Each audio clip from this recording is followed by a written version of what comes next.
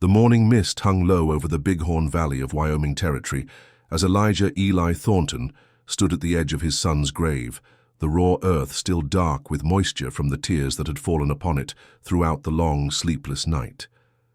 It was September 15, 1878, and the autumn air carried the bitter promise of winter, but the cold that gripped Eli's heart had nothing to do with the changing seasons. His only child, 18-year-old Daniel Thornton, lay beneath 6 feet of Wyoming soil, taken from this world not by disease or accident, but by the senseless violence that had come to define the relationship between white settlers and the Native American tribes who had called this land home for countless generations. Eli was a tall man, weathered by 47 years of hard living on the frontier, with calloused hands that spoke of decades spent working cattle and building something meaningful from nothing more than determination and sweat. His brown hair, now streaked heavily with premature gray, caught the morning light as he removed his hat in a gesture of respect for his boy's final resting place. The lines around his blue eyes had deepened considerably in the past week, carved there by grief so profound that it threatened to consume everything he had worked for, everything he had believed in, everything that had given his life meaning. The Thornton Ranch sprawled across 3,000 acres of some of the finest grazing land in Wyoming Territory, nestled between the rolling foothills and the crystal-clear waters of Willow Creek. Eli had claimed this land in 1863, when Daniel was just 3 years old, and the Civil War was raging back east. He had come west not to escape the war, but to escape the memories of his wife Sarah's death from consumption, seeking a place where he could raise his son away from the crowded cities and give the boy room to grow into the kind of man the frontier demanded. For 15 years, the ranch had been their world, a sanctuary where father and son had worked side by side to build something lasting. They had started with nothing but a wagon full of supplies, a few head of cattle, and dreams as vast as the Wyoming sky. Through harsh winters that killed livestock and scorching summers that dried up water sources, through raids by outlaws and the constant threat of Indian attacks, they had persevered, creating one of the most successful cattle operations in the territory. Daniel had been more than just Eli's son. He had been his partner, his best friend, and his reason for continuing when the hardships of frontier life threatened to break his spirit. The boy had inherited his mother's gentle nature, but combined it with his father's determination and strength. He could ride like a Comanche, shoot like a cavalry soldier, and work cattle with the skill of a man twice his age. But he had never lost the compassion that made him see the humanity in everyone he met, regardless of their race or station in life. It was that compassion that had ultimately led to his death, and the irony of it was not lost on Eli as he stood beside the grave in the growing morning light.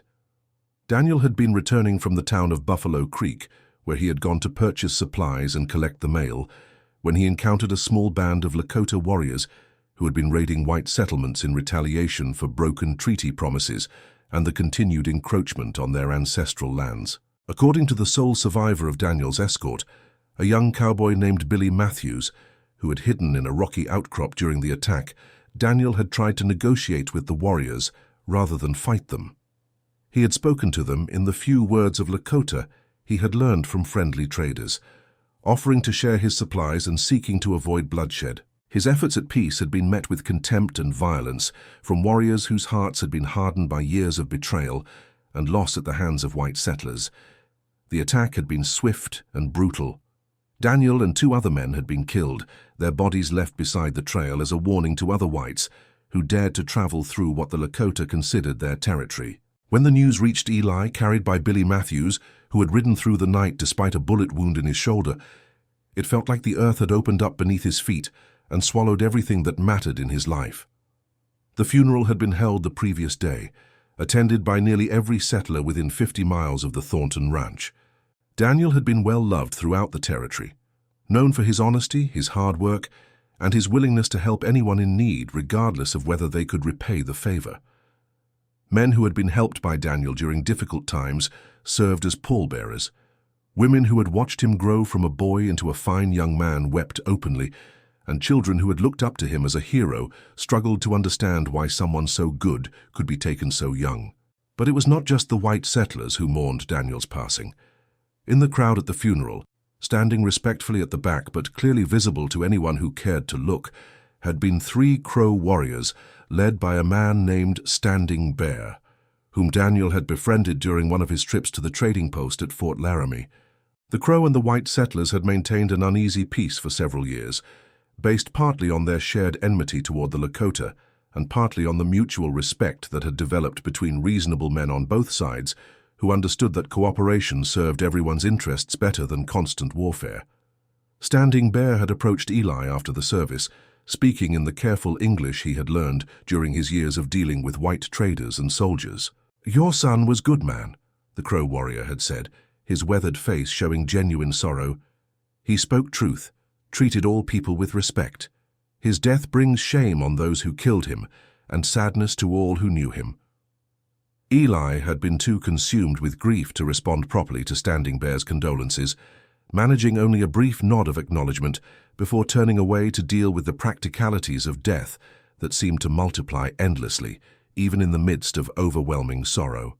But the Crow warrior's words had stayed with him through the long night, offering a small measure of comfort in the knowledge that his son's character had been recognized and respected even by those whom many whites considered enemies. Now, as the sun climbed higher in the clear Wyoming sky, Eli found himself wondering what Daniel would have wanted him to do. The boy had always been an optimist, believing that the conflicts between whites and Indians could be resolved through understanding and mutual respect rather than violence and revenge. He had often spoken of his hope that someday the different peoples of the frontier would find a way to live together in peace, sharing the vast resources of the land rather than fighting over them. But those hopes seemed naive and foolish now, crushed beneath the reality of Daniel's senseless death. The territory was sliding toward open warfare between the settlers and the tribes, with raids and counter-raids escalating in both frequency and brutality.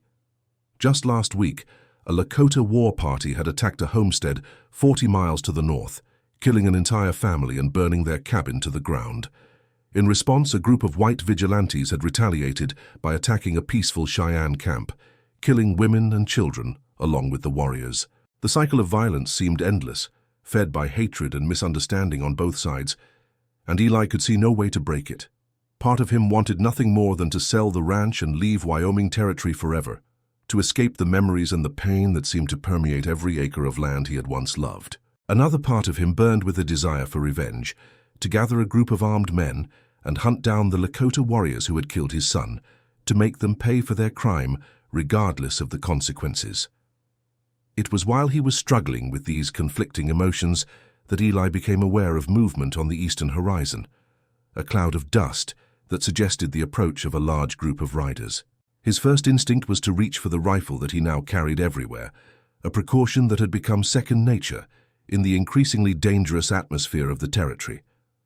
But as the riders drew closer, he realized that this was not a war party come to raid his ranch, but something far more unexpected and profound. The group consisted of nearly 200 Native American warriors from at least 5 different tribes, riding in a formation that spoke of careful organization rather than random gathering. At their head rode Standing Bear and several other Crow leaders whom Eli recognized from previous encounters at trading posts and treaty councils. But behind them came Cheyenne warriors in their distinctive war paint, Arapaho riders whose presence indicated that ancient tribal animosities had been set aside for this occasion, and even a small contingent of Shoshone warriors from the mountains to the west. The sight was unprecedented in Eli's experience of frontier life. These tribes had been enemies for generations, fighting each other over hunting grounds and territory long before the arrival of white settlers had complicated the situation further. The idea that they would unite for any purpose, much less to visit the ranch of a white settler, was almost impossible to believe. Yet here they were, riding together in apparent harmony toward the place where Daniel Thornton lay buried. As the massive group of warriors approached the ranch buildings, Eli found himself standing alone beside his son's grave, acutely aware of his vulnerability but somehow unafraid.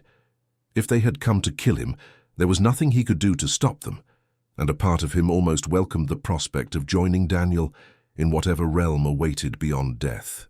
But as the riders drew closer, he could see that they carried no weapons in their hands, and their demeanor suggested purpose rather than hostility.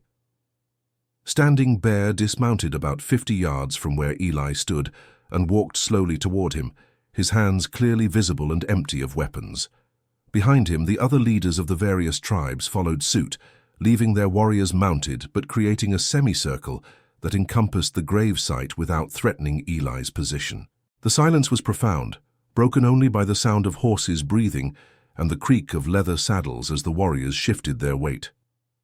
"Eli Thornton," Standing Bear said when he was close enough to speak without shouting, "we have come to honor your son and to offer our help in your time of sorrow."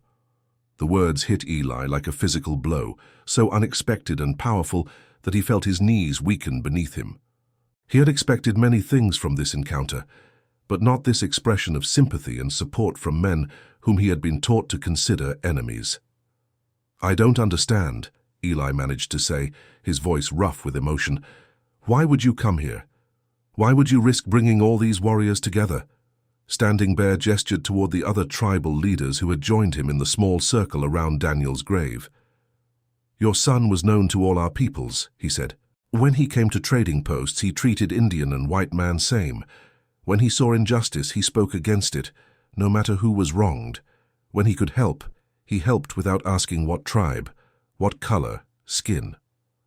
A Cheyenne chief whom Eli didn't recognize stepped forward and spoke in halting English supplemented by sign language that Standing Bear translated. "Chief Running Wolf says his daughter was sick with fever 2 winters ago when your son found her on trail to Fort Laramie. Daniel gave his own blanket to keep her warm, shared his food, rode with them to fort to make sure she got to Medicine Man safely. She lived because of his kindness." Another leader, this one an Arapaho elder with scars across his face that spoke of many battles, added his own testimony through Standing Bear's translation. "Gray Eagle says your son helped his nephew when white men in Buffalo Creek accused him of stealing horse. Daniel spoke truth to Sheriff, said he saw whole thing that Indian was innocent. Without Daniel's words, innocent man would have been hanged." One by one, the tribal leaders shared stories of how Daniel had touched their lives, or the lives of their people, creating a picture of a young man who had somehow managed to bridge the gap between 2 worlds that seemed destined for eternal conflict. Eli listened in amazement as tale after tale emerged of his son's kindness, courage, and fairness, actions that Daniel had never mentioned during their evening conversations around the dinner table. "We know who killed your son," Standing Bear said when the testimonials had ended. "Broken Nose and his war party, Lakota from reservation, who chose path of violence over path of peace. They are our enemies too, because they make all red men look like killers in eyes of white people. They dishonor memory of your son with their actions." The revelation that the various tribes knew the identity of Daniel's killers created a new surge of emotion in Eli's chest, a mixture of grief and anger that threatened to overwhelm his self-control. "Then you know why I want revenge," he said. "You know why I want to hunt them down and make them pay for what they did." Standing Bear nodded slowly. "We understand your anger," he said. "Any father would feel same way. But your son believed in different path. He believed that good people of all races should work together, should build something better than what came before. If you choose revenge, you make his dream impossible." The Crow leader gestured toward the assembled warriors behind him. "We came here not to offer you help in making war, but to offer help in making peace. Your son tried to build bridges between our peoples. We want to continue his work, to honor his memory by proving that his dream was possible." The proposal that Standing Bear outlined over the next hour was as ambitious as it was unprecedented. The assembled tribes were offering to help Eli rebuild not just his ranch but his life, in a way that would serve as a model for cooperation between Native Americans and white settlers throughout the territory. They would provide labor for construction projects, share knowledge about farming and ranching techniques that had been developed over generations of living on the land, and offer protection against the raiding parties that had made life so dangerous for isolated homesteaders. In return, Eli would serve as a mediator and advocate for fair treatment of Native Americans in their dealings with white authorities, using his reputation and connections within the settler community to promote understanding and prevent the kind of misunderstandings that led to violence. Together, they would create a demonstration that cooperation was not only possible, but profitable for everyone involved. "Your son dreamed of this," Standing Bear said as he concluded his explanation. "He talked about it with many of us, said that someday all people would work together to make this land good for everyone. We want to make his dream real, to show that his death was not meaningless." The offer was overwhelming in its scope and generosity, but it also represented a fundamental challenge to everything Eli had believed about the nature of the conflict between whites and Indians. He had been raised to think of Native Americans as obstacles to progress, people whose way of life was incompatible with civilization and who therefore had to be either converted or removed from lands needed by white settlers. But the evidence of his own experience contradicted those beliefs. The men standing before him were clearly intelligent, organized, and capable of complex thinking about long-term consequences. Their presence here, united despite centuries of tribal warfare, demonstrated a level of sophistication and diplomatic skill that many white political leaders would have envied. More importantly, their willingness to honor Daniel's memory by embracing his vision of cooperation suggested that the boy's idealism had not been as naive as Eli had sometimes feared. Perhaps there really was a way for different peoples to share the vast resources of the American West without destroying each other in the process. "I need time to think," Eli said finally. This is more than I expected, more than I know how to handle right now." Standing Bear nodded with understanding. "We will make camp by creek," he said. "We will wait for your answer. But know this, whether you accept our help or not, we will remember your son as friend and brother. His memory will live among our people as long as grass grows and water flows." As the massive group of warriors moved away to establish their temporary camp along Willow Creek, Eli found himself alone once again beside Daniel's grave, but the silence now felt different. The overwhelming presence of so many people who had come to honor his son's memory had somehow lessened the crushing weight of grief that had threatened to destroy him, replacing it with a sense of possibility that he had not felt since receiving the news of Daniel's death. That evening, as the sun set behind the mountains and the lights of hundreds of campfires twinkled along the creek, Eli sat in the kitchen of the ranch house that suddenly felt enormous and empty without Daniel's presence. The boy's chair still sat in its usual place at the table, his coat still hung on its peg by the door. His books still lay scattered across the desk, where he had been studying to improve his knowledge of animal husbandry and land management. Everything in the house spoke of a future that would never arrive, of plans and dreams that had died with Daniel on that lonely trail to Buffalo Creek. But as Eli looked out the window at the campfires of the warriors who had come to honor his son's memory, he began to understand that perhaps those dreams didn't have to die after all. Perhaps they could be transformed into something even greater than Daniel had originally envisioned. The next morning brought a steady stream of visitors to the ranch house as individual tribal leaders came to pay their respects and share their own personal memories of Daniel. Each story added another layer to Eli's understanding of his son's character and the impact he had made on people whose lives intersected with his own in ways that Eli had never fully appreciated. From a Shoshone medicine man, Eli learned that Daniel had helped rescue a group of children who had become lost during a blizzard the previous winter, riding through dangerous conditions to guide them back to safety. From an Arapaho trader, he heard about how Daniel had intervened when white merchants had tried to cheat Indian customers by using false weights and measures.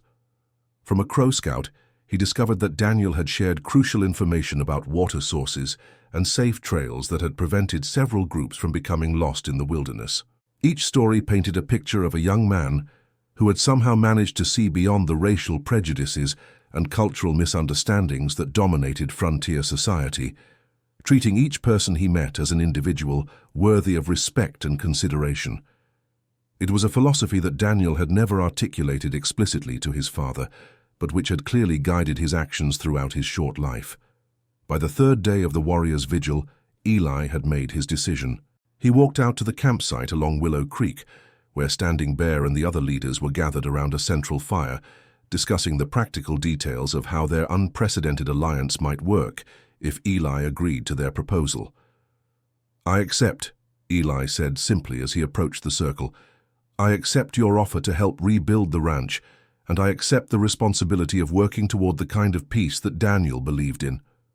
The response was immediate and profound. Warriors who had been engaged in quiet conversation suddenly stood and began to cheer, a sound that echoed across the valley and brought hundreds of men to their feet in celebration.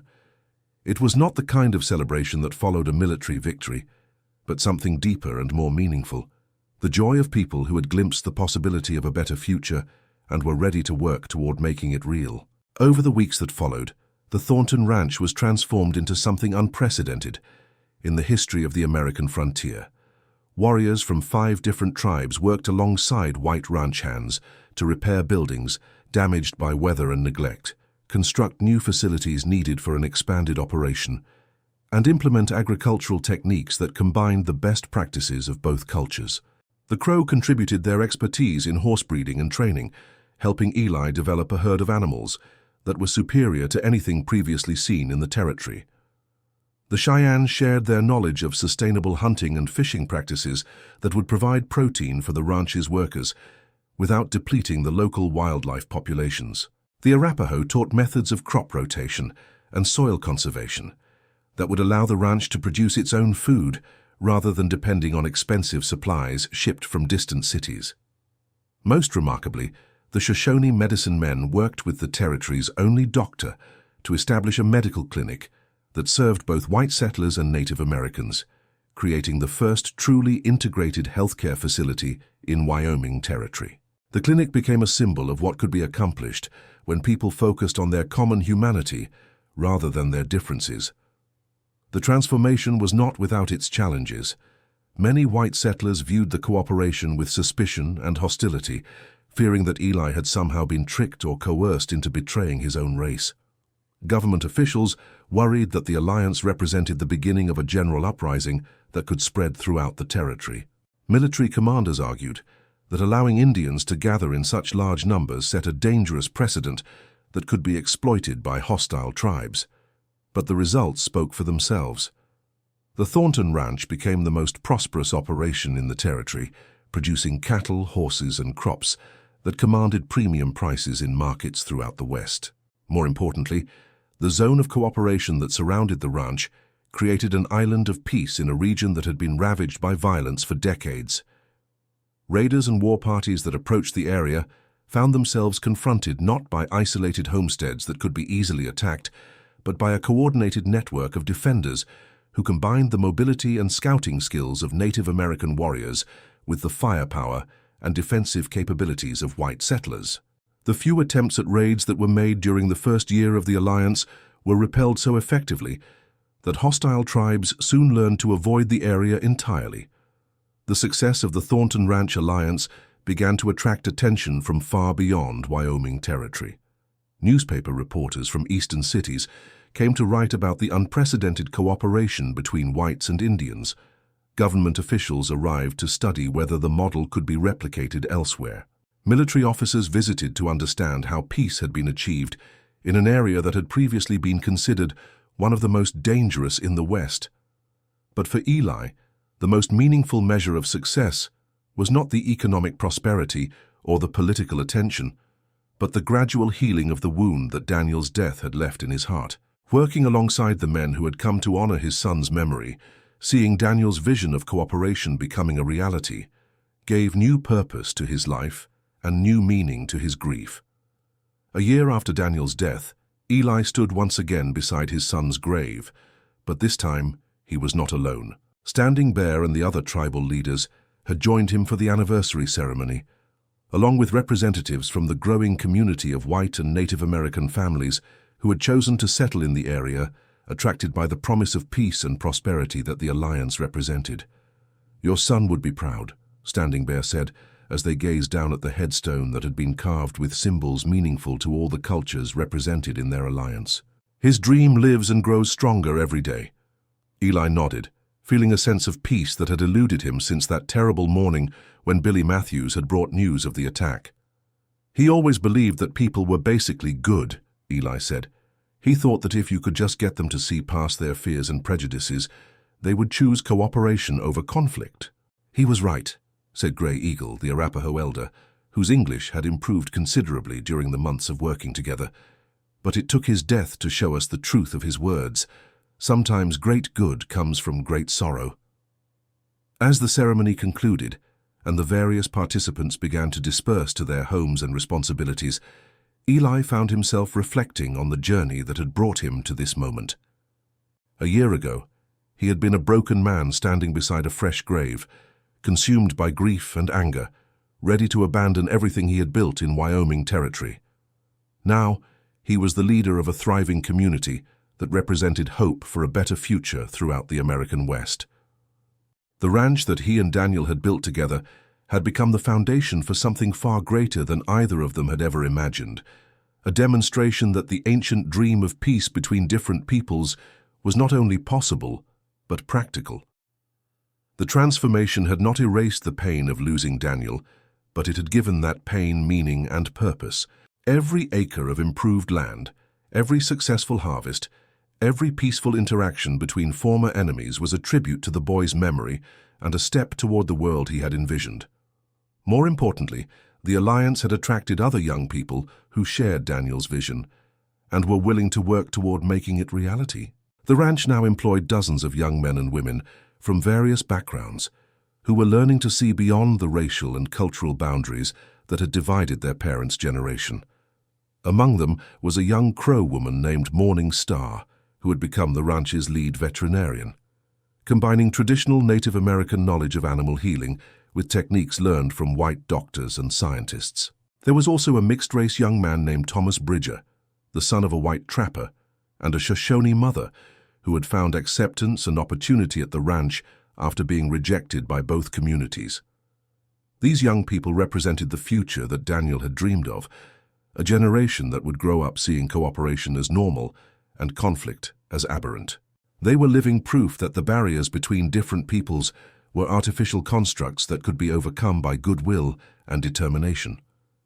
As Eli walked back toward the ranch house in the gathering dusk, he paused to look back at the community that had grown up around his son's grave. Lights were beginning to appear in windows throughout the settlement, representing families of diverse backgrounds who had found security and prosperity in the alliance that Daniel's death had made possible. The sight filled him with a mixture of sadness and satisfaction that he had come to recognize as the price of meaningful progress. Every great advance in human understanding seemed to require sacrifice, and the greater the advance, the greater the sacrifice demanded. Daniel had given his life for the principles he believed in, but his death had accomplished more than his life alone ever could have. The irony was not lost on Eli that his son's killers, the Lakota war party led by Broken Nose, had ultimately done more to advance the cause of peace than years of treaty negotiations and diplomatic efforts. Their act of violence had so shocked the conscience of reasonable people on both sides that it had created the conditions necessary for unprecedented cooperation. Broken Nose and his followers had eventually been captured by a joint force of white soldiers and tribal warriors working together, brought to trial and executed for their crimes. But their deaths had been overshadowed by the life that had emerged from their violence, the community of hope that had grown around Daniel's grave like flowers blooming in soil enriched by sacrifice. Now, as Eli climbed the steps to his front porch, he could see the future stretching ahead with a clarity that had been impossible during the dark days immediately following Daniel's death. The alliance would continue to grow and prosper, attracting more families seeking the security and opportunity it provided. The model would be studied and replicated in other parts of the frontier, gradually replacing the cycle of violence that had characterized relations between whites and Native Americans. Most importantly, the children growing up within the alliance would carry its values forward into the next generation, creating a foundation for lasting peace that would honor Daniel's memory far into the future. The boy who had died trying to prevent bloodshed would ultimately be remembered as the catalyst for the greatest advancement in interracial cooperation in the history of the American West. As Eli settled into his chair on the front porch, looking out over the peaceful valley where 200 warriors had once gathered to honor his son's memory, he felt Daniel's presence in a way that transcended physical death. The boy's spirit lived on in every act of cooperation, every moment of understanding, every choice to build rather than destroy. The ranch that had once been just a father and son's dream of prosperity had become something far greater, a symbol of what was possible when people chose love over hatred, cooperation over conflict, and hope over despair. It was a living monument to the truth that even the greatest tragedies could be transformed into sources of healing and growth if approached with wisdom and courage. Tomorrow would bring new challenges and new opportunities to advance Daniel's vision of peace. There would be setbacks and difficulties, moments when the old prejudices and fears would reassert themselves, times when the alliance would be tested by internal conflicts and external pressures. But tonight, as Eli sat in the growing darkness surrounded by the sounds of a thriving community, he felt something he had not experienced since that terrible morning a year ago. Hope for the future and confidence that his son's sacrifice had not been in vain. The lonely rancher who had lost his only son had discovered that in the deepest moments of loss, it was possible to find the seeds of the greatest victories. Daniel Thornton's death had been a tragedy that broke his father's heart, but it had also been the beginning of a transformation that would echo through generations, proving that love was indeed stronger than hatred and that the bonds that united humanity were more powerful than the forces that sought to divide it.